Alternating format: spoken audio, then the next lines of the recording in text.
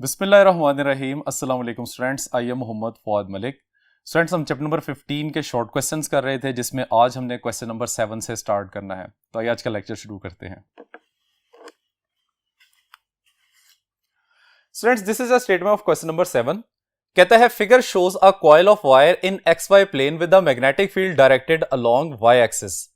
हमारे पास एक कोऑर्डिनेट एक्सिस है जिसमें एक यूनिफॉर्म मैग्नेटिक फील्ड है जिसकी डायरेक्शन वाई एक्सिस के अलोंग है, और इसमें हम एक कॉइल को प्लेस करते हैं एक्स वाई प्लेन में।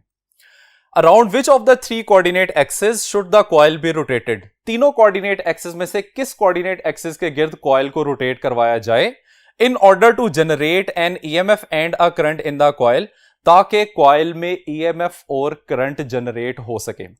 तो फ्रेंड्स, सबसे पहले देखें, हमारे पास एक कोऑर्डिनेट एक्सिस है जिसमें मैग्नेटिक फील्ड की डायरेक्शन वाई एक्सिस के अलोंग है, और इसमें हमने एक कॉइल को प्लेस किया हुआ है एक्स वाई प्लेन में। स्टूडेंट्स, हमने यहां पे यह बताना है कि किस एक्सिस के अलोंग कॉइल को रोटेट किया जाए तो उसमें ईएमएफ इंड्यूस होगी, और ईएमएफ इंड्यूस होने की कंडीशन का हमें पता है कि लूप में से या कॉइल में से मैग्नेटिक फ्लक्स चेंज होना चाहिए।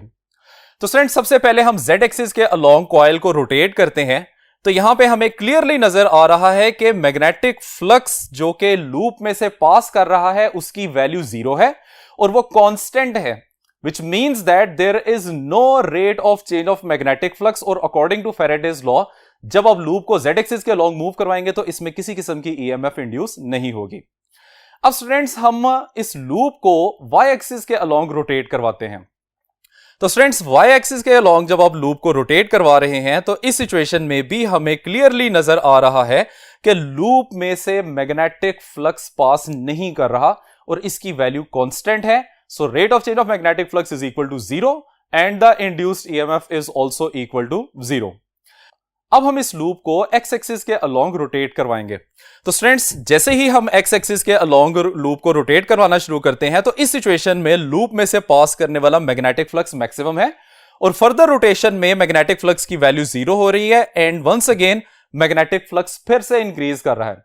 यानी कि हम कह सकते हैं कि अगर आप लूप को एक्स एक्सिस के अलोंग रोटेट करवाते हैं तो इसमें मैग्नेटिक फ्लक्स कंटिन्यूअसली चेंज हो रहा होता है।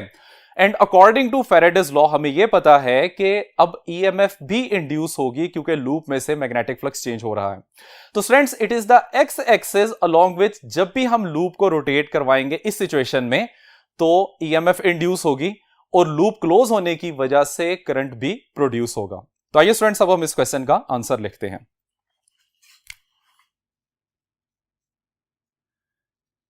If coil is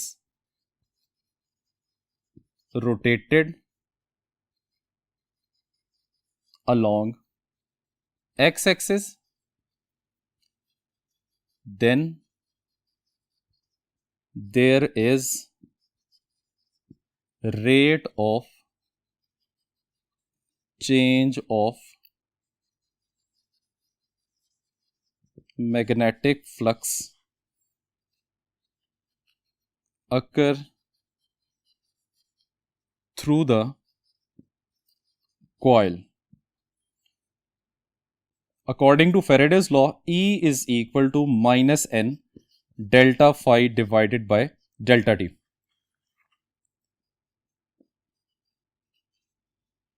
There is no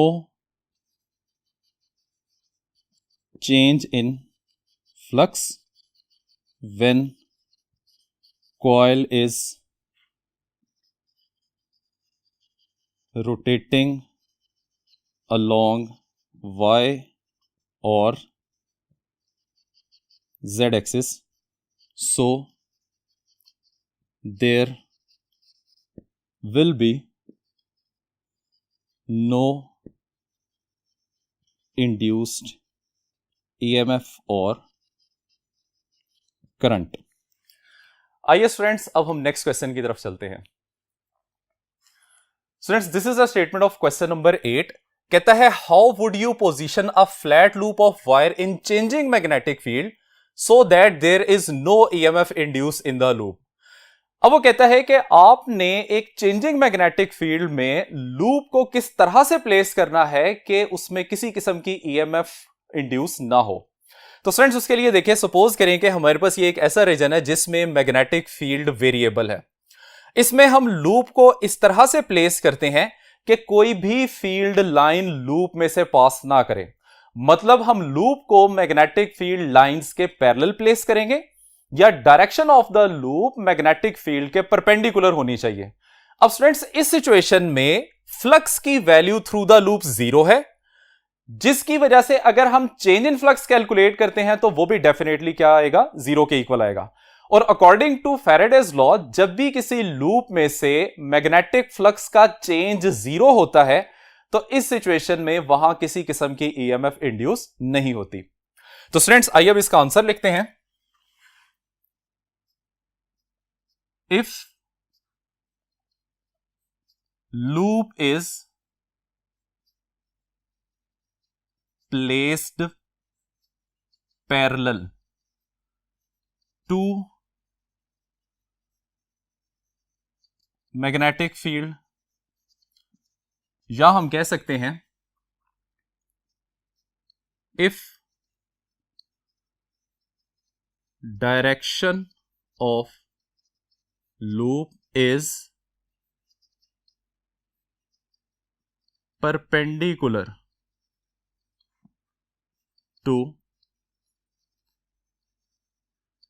magnetic field.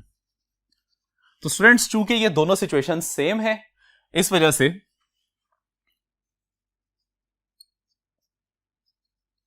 There will be no change of flux occur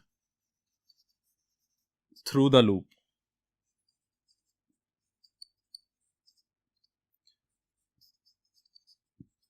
According to Faraday's law,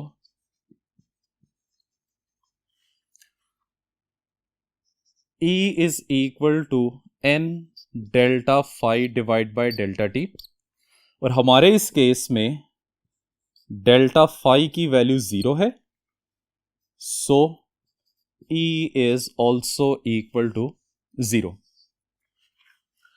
अब आइए स्टूडेंट्स क्वेश्चन नंबर 9 की तरफ चलते हैं। क्वेश्चन नंबर 9 में कहता है in a certain region the earth magnetic field points vertically down. Earth के किसी रीजन में मैग्नेटिक फील्ड की डायरेक्शन वर्टिकली डाउनवर्ड है। When a plane flies due north which wing tip is positively charge. जब उस रीजन में से एक प्लेन नॉर्थ डायरेक्शन में मूव करता है तो आपने यह बताना है कि उसकी कौन सी विंग टिप पॉजिटिवली चार्ज होगी। तो स्टूडेंट सबसे पहले हम इस केस को समझते हैं। सपोज कर लें कि ये अर्थ का वो रीजन है जहां पे मैग्नेटिक फील्ड की डायरेक्शन वर्टिकली डाउनवर्ड है, और इस रीजन में एक प्लेन नॉर्थ की डायरेक्शन में मूव कर रहा है। अब फ्रेंड्स हमने ये पता चलाना है कि जो मैग्नेटिक फोर्स इस प्लेन के ऊपर एक्ट करेगी वो किस डायरेक्शन में एक्ट करेगी। एक्चुअली वही डायरेक्शन हमें यह बताएगी कि प्लेन के विंग की कौन सी टिप पॉजिटिवली चार्ज है। तो स्टूडेंट्स यहां पे हम सिंगल चार्ज पे एक्ट करने वाली फोर्स की डायरेक्शन को कैलकुलेट करने के लिए राइट हैंड रूल अप्लाई करेंगे, according to which right hand की फिंगर्स होनी चाहिए in the direction of magnetic field और थंब होना चाहिए in the direction of velocity which in this case is towards north. तो चार्जेस के ऊपर लगने वाली फोर्स की direction perpendicular to the palm होगी which in this case is towards west. तो actually west wing tip positively charge होगी। तो आइए स्टूडेंट्स अब हम इस क्वेश्चन का आंसर लिखते हैं। West wing tip is positively charged.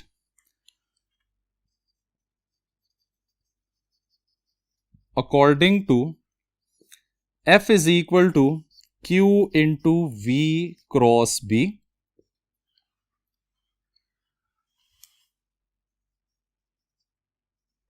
the direction of force is towards west. So west tip will be positively charged. अब आइए स्टूडेंट्स हम क्वेश्चन नंबर 10 की तरफ चलते हैं. क्वेश्चन नंबर 10 में कहता है show that E and delta phi divide by delta t have same units. आपने ये बताना है कि E और delta phi divide by delta t के यूनिट्स सेम हैं. तो सबसे पहले हम E की बात करते हैं. E is equal to v B l. ये हमारे पास इंड्यूस्ड ईएमएफ का रिलेशन है जब आप एक कंडक्टिंग वायर को मैग्नेटिक फील्ड में मूव करवाते हैं. अब स्टूडेंट्स इसके मुताबिक अगर हम देखें E is equal to velocity का यूनिट होता है metre per second, magnetic field का यूनिट होता है न्यूटन पर मीटर पर एम्पियर और लेंथ का यूनिट होता है metre.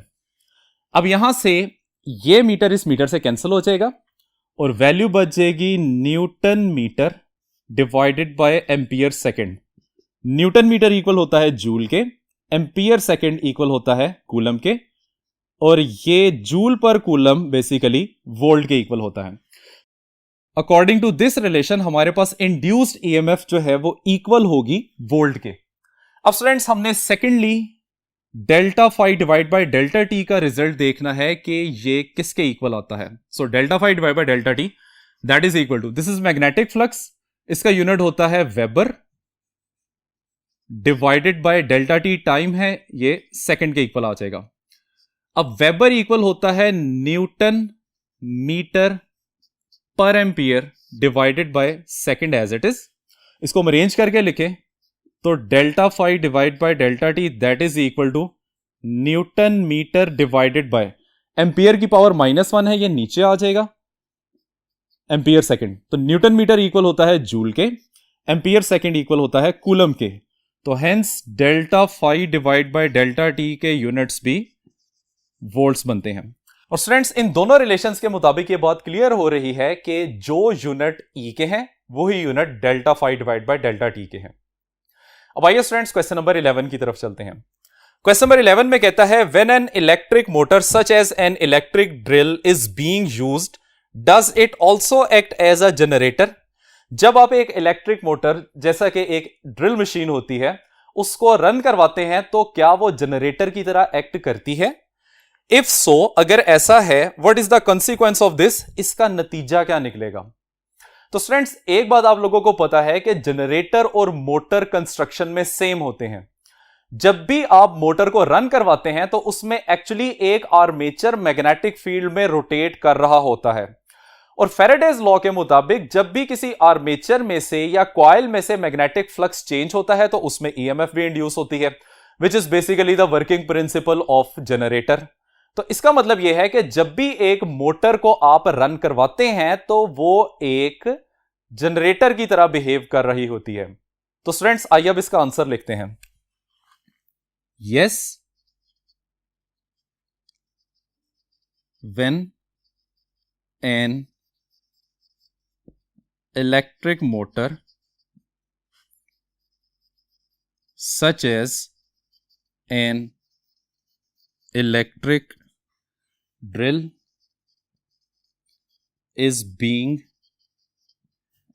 used, it also act as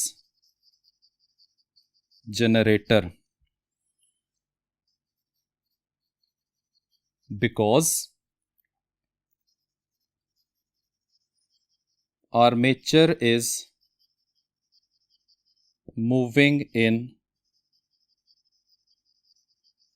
magnetic field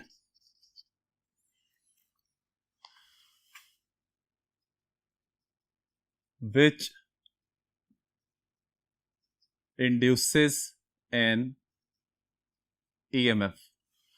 अब स्टूडेंट्स हमने यह बताना है कि इसका कॉन्सिक्वेंस क्या होता है.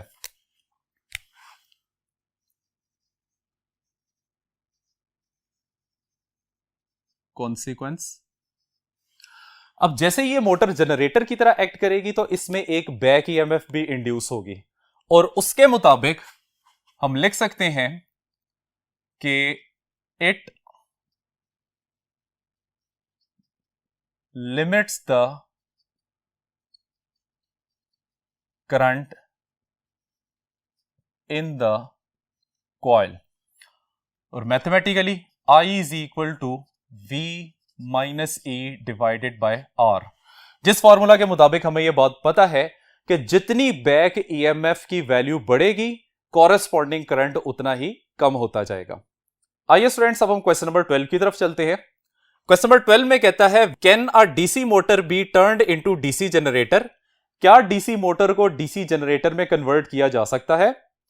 What changes are required to be done? हमें इसमें कौन सी तब्दीलियां करनी पड़ेंगी?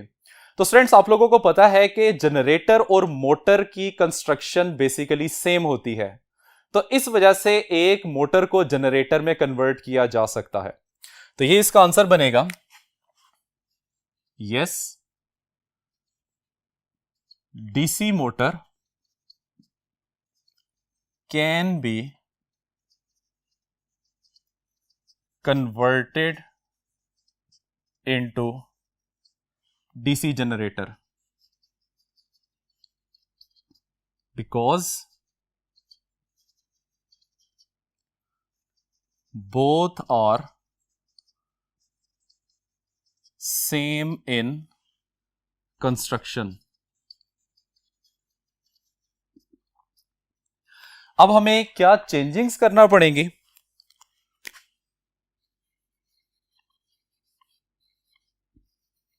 चेंजेस नंबर 1, हमें मोटर के इलेक्ट्रोमैग्नेट को रिप्लेस करना पड़ेगा बाय परमानेंट मैग्नेट।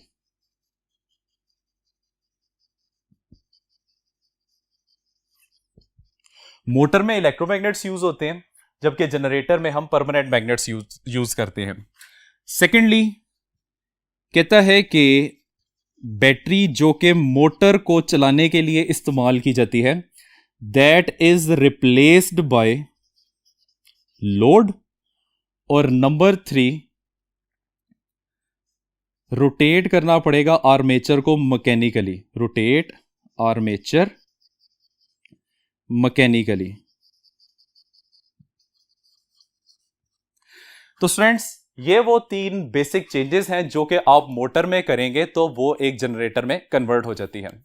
तो स्टूडेंट्स, यहां तक है हमारा आज का लेक्चर। उम्मीद करते हैं कि आपको समझ आ गया होगा। इजाजत चाहते हैं, अल्लाह हाफिज।